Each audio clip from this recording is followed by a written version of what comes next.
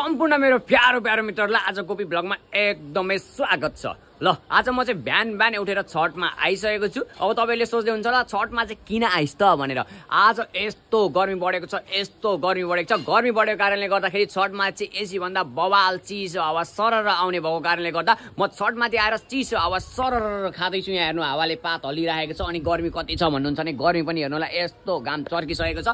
यदि तपाईहरुलाई पनि शीतल हावा खान मन छ भने चाहिँ जाने ठाउँ भनेको छठमाथि है त गाइस। ल गाइस हाम्रो ब्रदरहरु पनि प्यारो ब्रदरहरु यहाँनिर हामीसँग इन्जोय गर्दै हुन्छ। अनि तपाईहरु मर्दाखेरि जाने मलामी भनेको चाहिँ यहाँनिर है मान्छे बाँचुन्जेल चाहिँ रिस राग गा गरेर केही पनि पाइदैन गाइस। त्यसैले सबैजना बाँचुन्जेल चाहिँ खुसी साथ बस्नु पर्यो।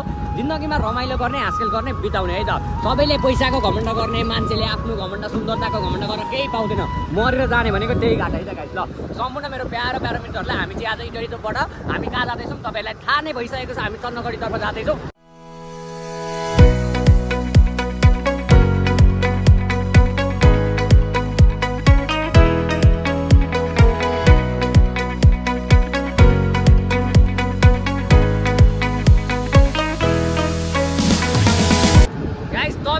पढेको ठ्याक्क हाम्रो गच्छालदेखि लिएर यता विराट चोकसम्म पढ्ने स्कुल कलेज भनेको चाहिँ यो सुकुना बहुमुखी क्याम्पस।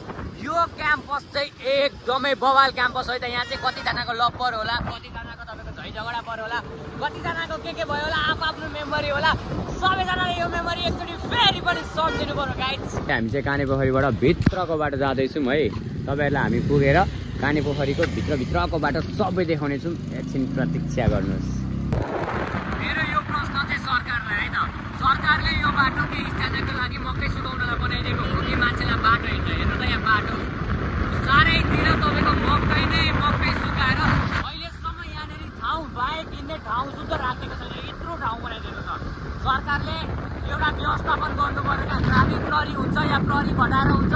स्थानीयले यो ठाउँ ओगटेको यो मकै सुकाउँदा देख्दाखेरि तपाईँहरूलाई पनि अलिकति कस्तो लाग्छ कमेन्ट गर्नु होला है त। ल गाइस हामी चाहिँ फाइनली माई खोलाको पुल तर्दैछौँ। माई खोलाको पुल चाहिँ हेर्न सक्नुहुन्छ यस्तो राम्रो पुल छ है। अब तपाईँलाई यो नयाँ पुल चाहिँ बनाउँदै रहेछ।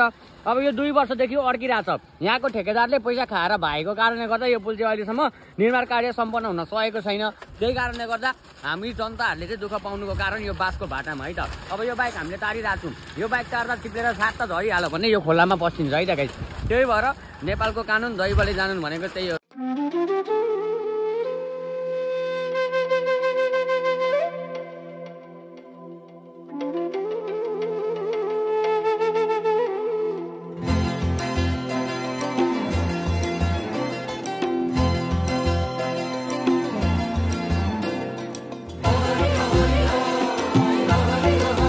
गाइस अब हामी चाहिँ माई खोलाको पुल तरिसक्यौँ। हेर्नु बाँसको भाटाले बाँधेको पुल थियो। यो पुल चाहिँ निर्माण कार्य भएको छैन।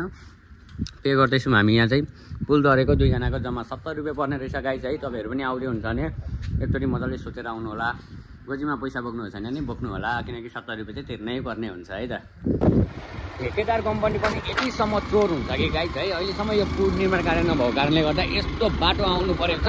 प्लस हामीले त्यहाँ पनि हामीले पैसा तिर्नु परेको छ क्या गाइस। यो पुल बेलैमा निर्माण भएको भए नेपाल सरकारद्वारा पैसा लगानी गरेको पुल हो। बेलैमा निर्माण कार्य सम्पन्न गरिदिएको भए हामीले अहिले जनताले दुःख यो पाउनु पर्दैन थियो क्या।